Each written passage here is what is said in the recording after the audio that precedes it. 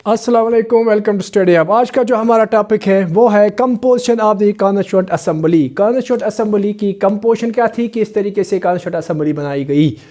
याद रखना कि पहले हम देखेंगे कॉन्स्टिट्यूएंट असेंबली जो थी इसमें टोटल कितनी सीट्स थी, और ये जो कॉन्स्टिट्यूएंट असेंबली है इसमें जो टोटल सीट्स कितनी थी, और फिर किस तरीके से उसको इन सीट्स को बांटा गया इन डिफरेंट प्रोविंसेस।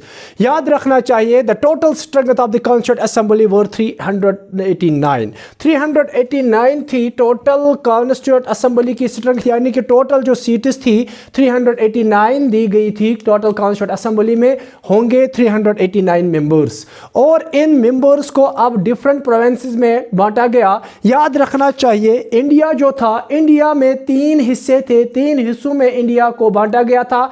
एक था ब्रिटिश इंडिया, दूसरा था प्रिंसली स्टेट्स, एंड तीसरा था चीफ कमिश्नर्स प्रोविंस। ये याद रखना। तो पहला वाला जो था ब्रिटिश इंडिया, अब सवाल ये होता है कि ब्रिटिश इंडिया था क्या। British India was that part of the India which was directly under the control of the Britishers. British India जो था वहां पे डायरेक्टली ब्रिटिशर्स का कंट्रोल था। ये वो पार्ट था जहां पे ब्रिटिशर्स का कंट्रोल डायरेक्टली था, जहां पे ब्रिटिशर्स डायरेक्टली रूल करते थे। और यहां पे अब है 93 सीट। यहाँ पे अब प्रिंसली स्टेट्स, मैंने बोला कि प्रिंसली स्टेट्स जो थे, प्रिंसली स्टेट्स वर द, उनको हम कहते हैं नेटिव स्टेट्स भी, नेटिव स्टेट्स, उनको नेटिव स्टेट्स या प्रिंसली स्टेट्स इसीलिए कहा जाता है because they were under the control of the local nawabs. यहाँ के लोकल रूलर्स के कंट्रोल में ये थे, महाराजा महाराजों के अंडर थे, इसीलिए उनको हम कहते हैं प्रिंसली स्टेट्स। और नेटिव स्टेट्स इसलिए कहते हैं या इनको यहाँ के लोकल रूलर जो थे वो ही उन पे रूल करते थे। अब तीसरा है चीफ कमिश्नर्स प्रोविंसेस। ये जो चीफ कमिश्नर्स प्रोविंसेस थे ये भी थे वो पार्ट्स, ये भी ब्रिटिशर्स के डायरेक्टली कंट्रोल में नहीं थे। तो यहाँ पे उनका हेड हुआ करता था, चीफ कमिश्नर्स हुआ करते थे। याद रखना चाहिए ये जो चीफ कमिश्नर्स प्रोविंसेस थे वो थे 4। तो अभी मैं बताऊंगा वो उन चारों के नाम भी। तो फिलहाल आप ये समझिए कि British India, princely states and chief commissioners provinces जो थे वो क्या थे, आप लोगों ने समझा होगा ये। तो अब हम यहां पे देखेंगे, आगे बढ़ेंगे कि ये जो 389 सीट्स जो थी उनको किस तरीके से बांटा गया था, यानी कि ब्रिटिश इंडिया को कितने सीट्स दिए गए थे, प्रिंसली स्टेट्स को कितने सीट्स मिले थे, और चीफ कमिश्नर्स प्रोविंसेस जो थे उनको कितने सीट्स मिले थे। याद रखना चाहिए 292 seats were allotted to British India. 292 seats जो दिए गए थे ब्रिटिश इंडिया को दिए गए थे, और 93 seats were allotted to princely states, और 93 सीट्स जो थे वो इन प्रिंसली स्टेट्स या नेटिव स्टेट्स को दिए गए थे। यानी कि इसका मतलब होता है हमने ब्रिटिश इंडिया जो है वहां से हमने 292 मेंबर्स को चुनना है, प्रिंसली स्टेट्स से हमने 93 मेंबर्स को चुनना है, और 4 seats were allotted to the chief commissioners provinces. यानी कि ये जो 4 सीट्स दी गई थी वो अलॉट किए गए थे चीफ कमिश्नर्स प्रोविंसेस। जो चीफ कमिश्नर्स प्रोविंसेस वर 4, वो 4 थे नंबर में, कितने, 4। याद रखना वहां पे 4 थे वो नंबर में। उनमें था दिल्ली थी, दिल्ली,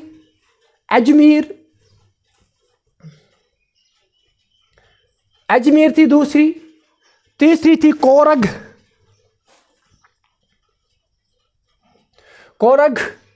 और चौथी जो थी बलोचिस्तान।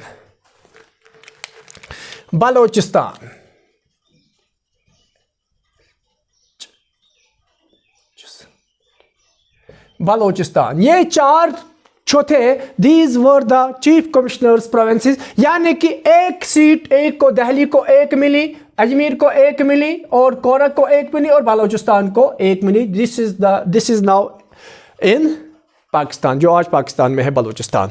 तो यहाँ पे याद रखना, तो यहाँ पे अब हमने सीट्स को भी डिवाइड किया, किस हिसाब से सीट्स को डिवाइड किया गया था, यानी कि 293 seats were allotted to British India, 93 were allotted to princely states and 4 seats were allotted to chief commissioners provinces, 1 for each, यानी कि 4 थे चीफ कमिश्नर्स प्रोविंसेस और एक सीट वहां पे उनको मिली थी। तो अब हम देखेंगे, अब आप कहोगे सर ठीक है आपने ये भी बताया, लेकिन ये बताइए कि ये जो इनको सीट्स मिली किस हिसाब से मिली थी। ये सीट्स याद रखना चाहिए, seats were allotted in proportion to their population, उन लोगों ने पॉपुलेशन के हिसाब से सीट्स को डिवाइड किया था। लेकिन याद रखना चाहिए, क्या मतलब ये क्या होता है in proportion to their population. For example उन लोगों ने कहा जिस स्टेट की, जिस प्रोविंस की 1 मिलियन आबादी हो उनको 1 सीट मिलेगी, इसी को कहते हैं in proportion to their population. जो उन लोग, ये रफली में कह रहा हूं, फॉर एग्जांपल उन लोगों ने, मैं समझा रहा हूं कि in proportion to their population किसको कहते हैं। 1 million seat will allotted to 1 million people will allotted to 1 seat, यानी कि 1 मिलियन जिस स्टेट की, जिस जगह की 1 मिलियन पॉपुलेशन हो उनको 1 सीट मिलेगी, इसी को कहते हैं in proportion to their population. रफली में ये कह रहा हूं, तो यहां पे याद रखना। तो ये जो अब हमें यह भी समझ में आ गया कि सीट उसको किस हिसाब से डिवाइड किया गया था, in proportion to their population. ये याद रखना, in proportion to their population. कल ये आता है आपको क्वेश्चन, ऑब्जेक्टिव टाइप क्वेश्चन पूछा जाता है, तो और ये भी याद रखना। तो अब यहां पे क्वेश्चन ये आता है कि ये जो इलेक्शन, अब हमने इनको डिवाइड किया, अब हमने इनको क्या करना है, इलेक्शंस होंगे। अब तो इलेक्शंस भी, अभी इलेक्शंस का टाइम नहीं है तो इलेक्शंस भी कराएंगे, लेकिन पहले ये समझेंगे ये जो रिप्रेजेंटेटिव्स चुने गए, क्या ये सारे इलेक्टेड थे या इनमें से कुछ लोग नॉमिनेटेड थे, और जो इलेक्टेड थे क्या वो डायरेक्टली इलेक्टेड किए गए थे बाय द पीपल या वो इनडायरेक्टली इलेक्ट किए गए थे बाय द पीपल। पहले ये समझेंगे। याद रखना ये जो 292 प्लस 4 सीट्स है, टोटल बन जाते हैं 296 सीट्स, दे वर इलेक्टेड। इनमें इलेक्शंस किया गया और इन लोगों को इलेक्ट किया गया, लोगों के द्वारा इलेक्ट किया गया। और ये जो 93 सीट्स थी इनको इलेक्ट नहीं किया गया, इनको नॉमिनेट किया गया। इलेक्ट का मतलब होता है जब हम किसी को चुनते हैं थ्रू वोट के जरिए से, और नॉमिनेट का मतलब होता है जब हम किसी को ऑरली बोलते हैं, ऑरली नॉमिनेट करते हैं किसी पोस्ट के लिए। तो अब यहां पे अगर आपको कल क्वेश्चन आएगा कि बताइए कॉन्स्टिट्यूएंट असेंबली इलेक्टेड थी या नॉमिनेटेड थी, याद रखना चाहिए it was partly elected and partly nominated. तो यहां पे 96 सीट्स के लिए इलेक्शंस हो गए थे और 93 सीट्स जो थे प्रिंसली स्टेट्स को नॉमिनेट, उनके मेंबर्स को नॉमिनेट किया गया था। तो दूसरा क्वेश्चन आपको यह पूछा जाएगा, ठीक है, अगर ये इलेक्टेड मेंबर्स थे क्या उनका इलेक्शन डायरेक्ट हुआ था या इनडायरेक्ट हुआ था। डायरेक्ट का मतलब होता है हम यहां पे रिप्रेजेंटेटिव को रखेंगे और लोगों को कहेंगे डायरेक्टली इनके फेवर में वोट दीजिए, that is called the direct election. Indirect का मतलब होता है जब हम पहले एक को चुनेंगे, पहले एक ग्रुप को चुनेंगे, फॉर एग्जांपल यहां पे पहले हम लोग चुनेंगे इस ग्रुप को, इन रिप्रेजेंटेटिव्स को पीपल चुनेंगे, और ये जो पीपल, ये जो रिप्रेजेंटेटिव्स हैं वो चुनेंगे फिर किसको, दूसरे लोगों को। इसको हम कहेंगे इनडायरेक्ट इलेक्शन। तो यहां पे डायरेक्ट का मतलब होता है इसका और इसका। जब हम इस इलेक्शन की इन लोगों की और इन रिप्रेजेंटेटिव्स की बात करेंगे तो इनका जब हम देखेंगे इलेक्शन डायरेक्ट था। जब हम इन लोगों की और इन रिप्रेजेंटेटिव्स की बात करेंगे, इनको हमने इन लोगों ने चुना और इसको हम कहेंगे इनडायरेक्ट इलेक्शन। तो अब आप ये सुनिए कि ये जो इलेक्शन था कॉन्स्टिट्यूएंट असेंबली का, क्या ये डायरेक्ट इलेक्शन था या इनडायरेक्ट इलेक्शन था। It was indirect election. क्यों था इनडायरेक्ट इलेक्शन, कैसे वहां पे मेंबर्स को चुना गया, याद रखना the representatives of the each community were to be elected by the members of that community in the provincial legislative assemblies. ये जो सारे याद रखना, यहाँ पे ये जो 92 मेंबर्स, पहले इसके बारे में याद दिलाऊंगा। ये 92 मेंबर जो थे उनको 11 गवर्नर प्रोविंस से इलेक्ट किया गया था। 11 गवर्नर्स प्रोविंसेस, यानी कि यहाँ पे जो ब्रिटिश इंडिया के जो थे वहाँ पे 11 गवर्नर्स प्रोविंसेस थे। याद रखना, इसका भी 4, जिस तरह यहाँ पे 4 चीफ कमिश्नर्स प्रोविंसेस थे, इस तरह यहाँ पे 11 गवर्नर्स प्रोविंसेस थे। यानी कि 292 मेंबर्स को हमें 11 गवर्नर्स प्रोविंसेस से हमें चुनने हैं। उन ईच प्रोविंसेस का क्या हुआ करता था, उनको अपनी अपनी प्रोविंशियल लेजिस्लेटिव असेंबलीज थी। ठीक है, उनको अपनी अपनी लेजिस्लेटिव असेंबलीज बनाने को कहा कि आप अपने अपने, फॉर एग्जांपल यहाँ पे 1 2 3 4 5 6 7 8 9 11 थे, कुल 11 लेजिस्लेटिव असेंबलीज बनेंगे प्रोविंशियल। ठीक है, यहाँ पे क्या करना है हमें, इस लेजिस्लेटिव असेंबली के लिए हमने वोट लोग डालेंगे, इस लेजिस्लेटिव असेंबली के, प्रोविंशियल लेजिस्लेटिव असेंबली के लिए वोट, याद रखना। तो प्रोविंशियल असेंबली के लिए पीपल वोट डालेंगे इनके लिए। ठीक है, यही जो 11 गवर्नर्स प्रोविंसेस में, 11 गवर्नर्स प्रोविंसेस में ये जो लेजिस्लेटिव असेंबली के मेंबर चुन के आएंगे, they will elect the members for the constituent assembly. इन लोगों ने फिर कॉन्स्टिट्यूएंट असेंबली के लिए इलेक्शन किया। तो याद रखना चाहिए, यहां पे फिर इनडायरेक्ट इलेक्शन हुआ था कॉन्स्टिट्यूएंट असेंबली का।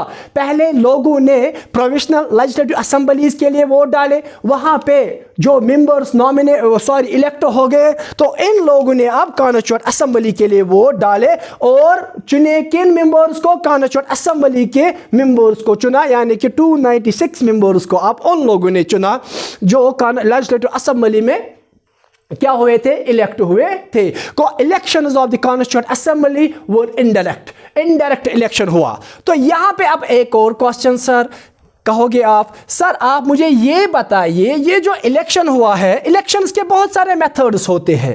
कॉन्स्टिट्यूएंट असेंबली की बात कर रहा हूं, इलेक्शंस के बहुत सारे मेथड्स होते हैं। For example first past the post system होता है, प्रोपोर्शनल रिप्रेजेंटेशन होता है, और प्रोपोर्शनल रिप्रेजेंटेशन जो होती है उसके भी डिफरेंट मेथड्स होते हैं। सर क्या ये जो इलेक्टेड मेंबर्स थे, क्या इनको डायरेक्टली या क्या इनको फर्स्ट पास्ट पोस्ट सिस्टम के जरिए से इलेक्ट किया गया या प्रोपोर्शनल रिप्रेजेंटेशन के जरिए से इलेक्ट किया गया? याद रखना चाहिए, ये जो कॉन्स्टिट्यूएंट असेंबली के मेंबर्स जो चुने गए, इनको प्रोपोर्शनल रिप्रेजेंटेशन के जरिए से चुना गया। प्रोपोर्शनल रिप्रेजेंटेशन, इनको प्रोपोर्शनल रिप्रेजेंटेशन के चुना गया था। प्रोपोर्शनल रिप्रेजेंटेशन जो है उसका भी दूसरा मेथड है। क्या? एक तो होता है लिस्ट सिस्टम, दूसरा होता है सिंगल ट्रांसफरेबल वोट सिस्टम। यानी कि इनको सिंगल ट्रांसफरेबल वोट सिस्टम के जरिए से चुना गया। सिंगल ट्रांसफरेबल वोट, इनको सिंगल ट्रांसफरेबल वोट के जरिए से चुना गया। यानी कि यहाँ पे हम आगे वाले चैप्टर्स में पढ़ेंगे कि मेथड्स ऑफ इलेक्शन में हम इसका पूरा इसका हम देखेंगे। ये प्रोपोर्शनल रिप्रेजेंटेशन क्या होती है, उसके टाइप्स क्या होते हैं, वहाँ पे किस तरीके से इलेक्शन किया जाता है, ये सारा हम पढ़ेंगे। या फर्स्ट पास्ट पोस्ट सिस्टम के बारे में ये भी पढ़ेंगे। फिलहाल आप याद रखिए कि सिंगल ट्रांसफरेबल वोट के जरिए से चुना गया लेजिस्लेटिव असेंबली, जो कॉन्स्टिट्यूएंट असेंबली के मेंबर जो थे उनको चुना गया इसी सिंगल ट्रांसफरेबल वोट के जरिए से। अब यहां पे दो ऑब्जेक्टिव्स आपको, क्या उसका इलेक्शन डायरेक्ट था या इनडायरेक्ट? क्या बोलोगे? इनडायरेक्ट इलेक्शन था। क्या ये जो यहां पे जो मेथड हुआ था, किस मेथड के जरिए से कॉन्स्टिट्यूएंट असेंबली के मेंबर्स को चुना गया, ये भी ऑब्जेक्टिव आता है। तो आपको कहना है प्रोपोर्शनल रिप्रेजेंटेशन के जरिए से। प्रोपोर्शनल रिप्रेजेंटेशन में दो मेथड्स या 2-3 मेथड्स होते हैं इसमें। उसका मेथड होता है पहला, सिंगल ट्रांसफरेबल वोट के जरिए से उनको चुना गया। तो ये आपको मेरे हिसाब से समझ में आया होगा। तो इस हिसाब से हम देखेंगे कि ये जो याद रखना। अब हमने यहाँ पे कहा कि ये भी हमें समझ में आया, पार्टली ये इलेक्टेड थी, पार्टली नॉमिनेटेड थी, तो इलेक्शंस भी हमने कहा। अब ये बारी आती है कि इलेक्शंस हुए कब। ये जो कॉन्स्टिट्यूएंट असेंबली है उनके लिए 296 सीट्स के लिए इलेक्शंस कब हुए, याद रखना। 292 प्लस 4 296 सीट्स, इनको हमें नॉमिनेट करना है। तो 296 सीट्स के लिए कब इलेक्शंस हुए, याद रखना चाहिए। इलेक्शंस वर हेल्ड इन अगस्त सितंबर 1946। अगस्त के लास्ट वीक में और सितंबर के फर्स्ट वीक में क्या हुआ था, 1946 में क्या elections for the constituent assembly हुए। 1946, ये याद रखना, 1946 कॉन्स्टिट्यूएंट असेंबली के लिए इलेक्शंस हुए। तो अब यहाँ पे ठीक है, यहाँ पे बहुत सारी पार्टीज ने इलेक्शन लड़ा होगा, हाँ बहुत सारी पार्टीज ने इलेक्शन लड़ा, लेकिन उन सब में से two major parties were there. One was the Indian National Congress and second was the Muslim League. Indian National Congress जो है उसने 208 सीट्स को जीता, याद रखना। आउट ऑफ 296 सीट्स की हम कैलकुलेशन कर रहे हैं, उनमें से 208 सीट जो है वो किसने जीते, वो कांग्रेस ने जीते। और मुस्लिम लीग जो था उसने 73 सीट्स पे जीत दर्ज की, और बाकी जो अदर्स होते हैं, बाकी पार्टीज वगैरह, कुछ इंडिपेंडेंट वगैरह थे, उन लोगों ने 15 सीट्स जीत लिए। इस तरीके से कॉन्स्टिट्यूएंट असेंबली जो है, कॉन्स्टिट्यूएंट असेंबली को चुना गया। मगर याद रखना चाहिए ये जो 93 सीट्स थे उन लोगों को, इन 93 सीट्स को खाली ही रखा गया, क्योंकि ये जो प्रिंसली स्टेट्स के जो हेड्स थे उन लोगों ने इनकार किया था, कहा कि हम यहाँ पे इसमें हिस्सा, कॉन्स्टिट्यूएंट असेंबली का हिस्सा नहीं बनेंगे, ये याद रखना। तो 93 सीट्स ऐसे ही रहे, तो उस पर इलेक्शन नहीं हुए, ना तो नॉमिनेशन हुई, तो उन लोगों ने बायकॉट किया था, उन लोगों ने कहा कि हम कॉन्स्टिट्यूएंट असेंबली का हिस्सा नहीं बनेंगे। Hope you understand today's topic. तो इंशाल्लाह अगले टॉपिक में, अगले वीडियो में ये डिस्कस करेंगे कि ये जो कॉन्स्टिट्यूएंट असेंबली, जो working of the constituent assembly will be next topic इंशाल्लाह। अस्सलाम वालेकुम।